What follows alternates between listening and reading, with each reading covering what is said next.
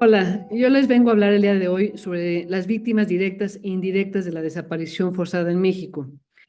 Este es un fenómeno que nos ha venido acompañando a lo largo de los últimos sexenios, donde hemos visto cómo se ha venido incrementando este tipo de comportamientos, tanto por parte del Estado como por parte del crimen organizado. En el entendido de que la desaparición forzada de personas implica el arresto, la detención, el secuestro o cualquier otra forma de privación de la libertad, tal cual como lo establece la Convención Internacional para la Protección de todas las personas contra la desaparición forzada, pues vemos que es una conducta que se está repitiendo cada vez más, un patrón ya que está normalizado en determinadas zonas del país y que está perpetrado, como comentaba, por parte de agentes del Estado, a veces con aquiescencia del Estado por parte del crimen organizado, y que está generando un fenómeno donde las víctimas directas, por supuesto, no se vuelve a tener conocimiento de su paradero. Con ello se crean grupos como las Madres Buscadoras, ONGs que también están impulsando este derecho a la verdad que tanto se está exigiendo al Estado y donde prácticamente han asumido un rol más proactivo ante las omisiones del Estado para buscar a las personas que están desapareciendo. Igualmente nos encontramos en un escenario en donde las víctimas que están padeciendo la violencia de manera directa o indirecta, pues no logran salir adelante de esta situación en el caso de que lleguen a aparecer. En la gran mayoría de los casos lo que se encuentra son simplemente restos derivados de una ejecución por parte del crimen organizado del propio Estado. Y para los sobrevivientes, que en este caso serían normalmente los familiares, pues tenemos que viene una afectación psicológica, incluso nos podemos encontrar en una situación de un desplazamiento forzado y donde las personas pierden todo su patrimonio, pierden su estabilidad psicológica, emocional, económica, laboral, porque este tipo de conductas delictivas van creciendo y van normalizándose en determinadas zonas del país. Y vemos que es una situación donde ya se ha ido democratizando, por así decirlo, donde no se discrimina si las víctimas son niñas, niños, adolescentes, son mujeres, hombres, adultos mayores, si son migrantes, ya si tienen recursos o no. Es un delito donde ya cualquier persona puede en cualquier momento ser víctima.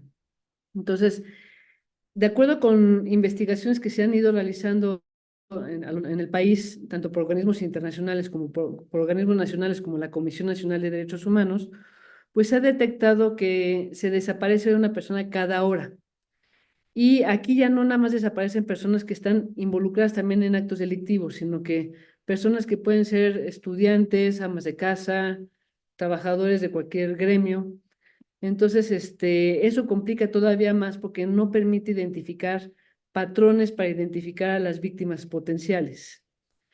En este sentido, pues tenemos distintos tipos de víctimas. Tenemos las víctimas directas y las víctimas indirectas, así como las víctimas potenciales. La propia Ley General de Víctimas nos establece lo que se conoce como víctimas directas y también la Convención nos da una pauta para entender a quiénes vamos a considerar como víctimas directas. Entonces aquí vamos a encontrar como víctimas directas pues a las personas que desaparecen, que son objeto de levantones, como también se denomina este tipo de comportamientos, donde ya no se vuelve a saber de su paradero. Cuando se llegan a encontrar los restos, la mayoría de las víctimas presentan signos de tortura. En algunos casos, cuando no son ejecutadas, pues son reclutadas por el crimen organizado. En los últimos años nos hemos encontrado con una situación donde el reclutamiento ya incluye también a niños. Entonces, el Estado nuevamente permanece omiso para garantizar la integridad de los menores, quienes pasan de una manera más desapercibida ante las autoridades para cometer determinado tipo de delitos, ya sea desde que practiquen como halcones, estar vigilando si vienen autoridades, o bien incluso para el cobro del derecho de piso, como sicarios, como en su momento pasó con el conocido Ponchis o con Juanito Pistolas. Entonces, vemos también últimamente un reclutamiento de adultos mayores que también son encargados para hacer estos cobros de piso, o bien también de migrantes. Y ese caso de los migrantes lo vemos de una manera más conocida con el caso de la narcofosa en San Fernando, Tamaulipas, donde se encontraron restos precisamente de migrantes y donde las líneas de investigación decían que eran personas que se habían rehusado a participar en las actividades de crimen organizado, donde los reclutan para temas de sicariato, secuestros, ser pozoleros o incluso para el tráfico de personas, sobre todo en la zona fronteriza norte del país. Este es uno de los problemas que nos encontramos, es precisamente las fosas clandestinas, que prácticamente donde van buscando en cualquier terreno en México han estado encontrando restos, ya sea por parte de estas madres buscadoras que están generando una incomodidad tanto para el crimen organizado como para el Estado, porque normalmente estos delitos se están cometiendo con participación de ambos sectores, ¿no? Entonces, como bien decía una de las participantes de la GIEI en México, una colombiana que desde mi perspectiva es muy brillante, que se llama Ángela Huitrago, cuando empezaron a hacer toda esta investigación del caso Ayotzinapa, pues se dieron cuenta que también el Estado ya era crimen organizado, ¿no? Porque ya no sabía en qué momento se separaban el crimen organizado y el Estado, cuando ya no participaban de manera conjunta, ¿no? Nos encontramos también con esta situación de los crematorios clandestinos que complican, por supuesto, el identificar los restos humanos. Recientemente se vino un caso en Iztapalapa donde el Estado estaba diciendo que los restos que se habían encontrado eran de restos animales, que no eran de personas. Después se logró identificar que sí pertenecían a restos humanos y que tienen que pasar por todo un proceso para hacer una identificación de la persona y poder notificar a los familiares, y que estos familiares, al final de cuentas, pueden ya saber qué sucedió con esta persona y en su momento cerrar este ciclo tortuoso que se convierte para ellos en una situación de daño psicológico sin freno, ¿no? Y por supuesto, otro de los patrones que estamos viendo en estas víctimas directas es que lo más fácil para el Estado ha sido criminalizarlas, señalarlas como que son víctimas de enfrentamientos entre el crimen organizado y que prácticamente con eso buscan no darle la importancia a la investigación de lo que amerita o al problema que se está generando en determinada zona del país para la implementación de políticas en temas de seguridad y política criminal.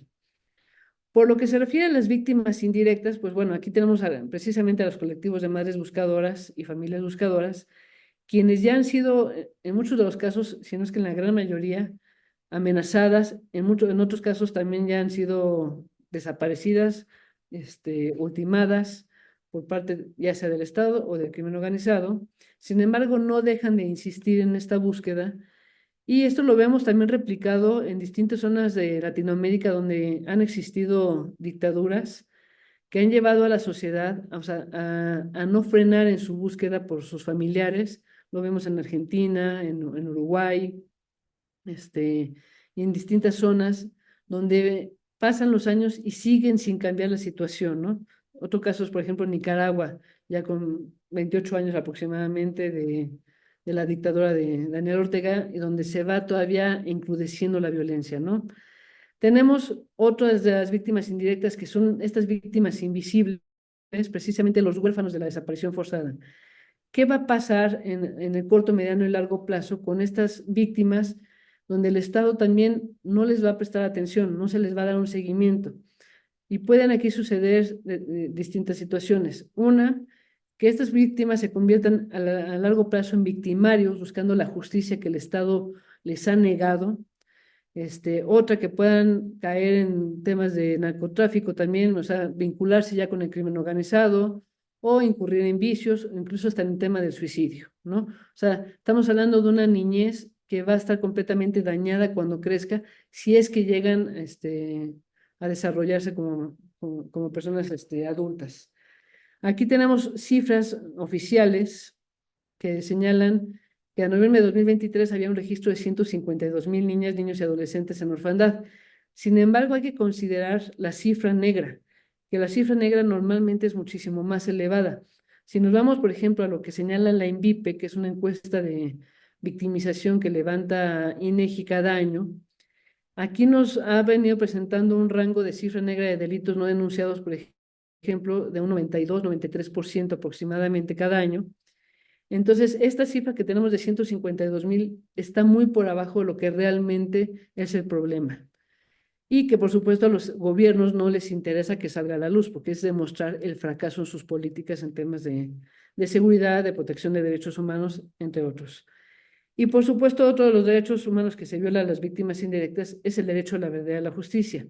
Y esto lo vemos muy claro, por ejemplo, ahorita con todo esto de las comisiones de la verdad que existen en estos países de Latinoamérica, que se han exigido aquí en el caso de México por el caso Ayotzinapa, y que vemos que es una verdad que está completamente manipulada. En el caso Ayotzinapa tenemos varias versiones, una versión del GIEI, otra versión del gobierno de Peña Nieto, otra versión del gobierno del presidente López Obrador, otra versión de la Comisión Nacional de Derechos Humanos, en donde ya no sabemos realmente qué creer. Entonces, es volver a victimizar a estas víctimas indirectas de que no van a saber jamás qué es lo que sucedió con sus familiares, ¿no?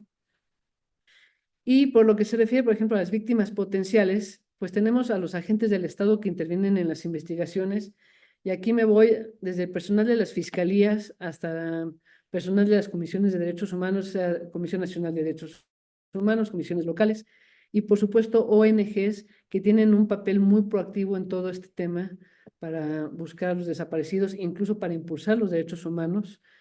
Y al momento de estar realizando estas actividades, pues son incómodas también para el Estado y para el crimen organizado. Y en su momento, pues esa incomodidad puede desencadenar en que desaparezcan o que sean ejecutadas, ¿no? También se ha tenido detectado que, o sea, ahorita entre los desaparecidos hay muchísimos taxistas, maestros, abogados, empresarios, como les digo, ya no es gente que está directamente involucrada con actividades delictivas, sino que puede ser cualquier persona, y están entre un rango de 19 y 59 años, de acuerdo a lo que han logrado identificar en las personas que han encontrado, ¿no? Aquí nos podemos ir desde la época de la Guerra Sucia hasta lo que se denomina la lucha contra el crimen organizado, que se inicia en el sexenio de Felipe Calderón, donde se empieza a agudizar este tipo de comportamientos, ¿no? En un primer momento fue perpetrada por agentes del Estado, y después ya es un comportamiento normal, donde están distribuidas las plazas que se reparten el crimen organizado. Aquí, uno de los principales problemas que ha ido identificando la ONU y que también lo ha hecho la Comisión Nacional de Derechos Humanos son los altos índices de impunidad. La impunidad, el mensaje que me da a mí es que puedo hacer lo que yo quiera porque la justicia no me va a alcanzar. Naciones Unidas, cada que evalúa a México, le ha señalado que no esté reportando como parte de sus avances en la lucha para el respeto a los derechos humanos, que está reformando leyes o que aprueba leyes, porque eso no está dando ningún resultado. Naciones Unidas ya le exige a través de sus comités que le presenten más bien cuáles son los resultados de esas leyes aprobadas. Aquí tenemos un exceso de leyes, podemos decir, en México, que realmente no nos han ayudado en nada, porque el sistema de procuración e impartición de justicia es muy deficiente. Y aquí mucha de la responsabilidad precisamente viene de parte de las fiscalías, de cómo se lleva a cabo la investigación, cómo se presentan los informes homologados por parte de las policías, que normalmente es el primer respondiente, con qué tiempo se dio atención a la búsqueda de las personas. Si dejaron pasar más de 24 horas, entonces ya se perdió completamente el rastro para hacer una investigación certera, ¿no? Entonces, esta impunidad, pues es uno de los factores que permiten que siga incrementándose el número de víctimas desaparecidas. Y en esas víctimas, pues uno de los principales víctimas precisamente son los migrantes. Al ser México este paso hacia los Estados Unidos de gente que viene de Centroamérica, Sudamérica e incluso ya de otras regiones del mundo, pues prácticamente cruzar México se termina convirtiendo en un infierno para poder llegar a Estados Unidos. No nada más son extorsionados o desaparecidos por parte del crimen organizado, sino también de autoridades, como por ejemplo sucede con el Instituto Nacional de Migración o puede suceder con otras autoridades a nivel local, ¿no? Entonces, aquí Naciones Unidas señala que la impunidad en México es un rango estructural prácticamente en todos los delitos. Como les comento, no de nada me sirve tener una ley especial establecer penas de 60, 70 años, si simplemente no detengo a las personas o las detenciones y la carpeta de investigación presentan deficiencias o violaciones a derechos humanos que van a desencadenar en que la persona obtenga un amparo y en consecuencia su libertad. Entonces, con eso nuevamente la víctima directa e indirecta van a ser revictimizadas al negarles el acceso a la justicia que se les está demandando. Aquí se habla de una limitada capacidad de investigación. Vemos en los cuadros del personal de la Guardia Nacional y demás instituciones una falta de coordinación, también falta de recursos humanos, falta de recursos materiales, donde el Estado no le ha invertido realmente lo que se requiere económicamente hablando para poder atender este tipo de situaciones. Entonces, vemos que no hay un compromiso real para combatir la desaparición forzada de personas hasta el punto de erradicarla, ¿no? Esto lo señaló en su momento el Comité contra la Desaparición Forzada de Naciones Unidas, que siempre ha tenido un conflicto con el Estado mexicano, independientemente del partido que está en el poder. Ningún gobernante le gusta reconocer que está fracasando en sus políticas en temas de derechos humanos. Entonces, desde la época, me acuerdo muy bien de Calderón, se vino un conflicto con Naciones Unidas porque no estaban de acuerdo en lo que estaba reflejando el Comité de Naciones Unidas contra la desaparición forzada, de que seguía siendo una conducta reiterada. Lo mismo sucede con el tema, por ejemplo, de la tortura. Se refiere al tema de la impunidad, se señala que existe un 99% de impunidad en materia de desaparición forzada. Vemos que ya se va equilibrando el número de desaparecidos. Bueno, todavía existe una gran diferencia, pero ya hay cada vez más casos de mujeres desaparecidas. Ya no es un delito que solamente se comete en contra de los hombres, porque también muchos de los indicadores delictivos que se señalaban, veíamos que en lo que tenía que ver con homicidios vinculados a crimen organizado, eran normalmente los hombres los que morían, y en el caso de las mujeres eran más casos de feminicidio. Aquí ya se va equilibrando un poquito la situación entre hombres y mujeres desaparecidas, que van de la mano también, por supuesto, con casos de feminicidio en el caso de las mujeres. Los estados con mayor incidencia de este tipo de delitos es Aguascalientes, Chiapas, que está viviendo una situación bastante compleja, incluso una ausencia del Estado, entra prácticamente el crimen organizado a limpiar la plaza de otros cárteles. La Ciudad de México, Guerrero, Oaxaca, Quintana Roo y Yucatán, donde se alcanzó un 100% de impunidad. Aquí es importante, por ejemplo, destacar el caso de Guerrero, porque es uno de los estados donde empiezan a surgir estas llamadas autodefensas junto con el estado de Michoacán. Y estos grupos de autodefensa, por supuesto, al ser incómodos también, empiezan a ser también víctimas de desaparición. Aquí vemos que de 2019 a 2022 se registraron 35.669 desapariciones. Estas son de las que se cuenta denuncia. Entonces, el nivel de denuncia es muy bajo porque no se tiene confianza en las autoridades. Se piensa que están confabuladas, entonces que las repercusiones contra los familiares van a ser mayores, entonces muchos de esos casos no se llegan a denunciar y por eso se apoyan en las ONGs. Aquí dice, poderes judiciales locales dictaron 141 sentencias condenatorias. Aquí podemos ver cómo es tan bajo el nivel de casos que llegan a una sentencia condenatoria. Por eso se habla de una impunidad del 99%. De los casos que se llegan a denunciar, solamente se considera que el 1% llega a tener una sentencia condenatoria. Después, en el 2022, el 37% de los cadáveres y restos humanos no han sido identificados. Muchos de estos cadáveres incluso están en condiciones ya a veces que no es posible la identificación, a veces rentan trailers donde meten los cuerpos allá, de una manera que ya parecen hasta rompecabezas, se pierde incluso el rastro, ya es imposible, sonará muy feo, pero armar el cuerpo para después entregarlo a los familiares, y eso ya sucedió, por ejemplo, en San Fernando, en Tamaulipas, donde incluso se señaló al Estado por violaciones a derechos humanos porque había mandado cuerpos mezclados a los familiares en otros países, o a veces de manera incorrecta, completamente el cuerpo a un país a que no era. ¿Qué es lo que nos ha dicho el Comité de Naciones Unidas? Dice, las desapariciones siguen afectando mayoritariamente a hombres de entre 15 y 40 años. No obstante, las cifras oficiales muestran un incremento de desapariciones de niñas y niños a partir de los 12 años. Esto, como les comento, va acompañado del reclutamiento forzado, también va el tema de adolescentes y mujeres. Dice aquí que se agudizó en el tema en el contexto de la pandemia. Aquí también entonces hay que involucrar el factor económico, el tema laboral. Ante la falta de trabajo y de ingresos, pues el crimen organizado se convierte en un empleador idóneo.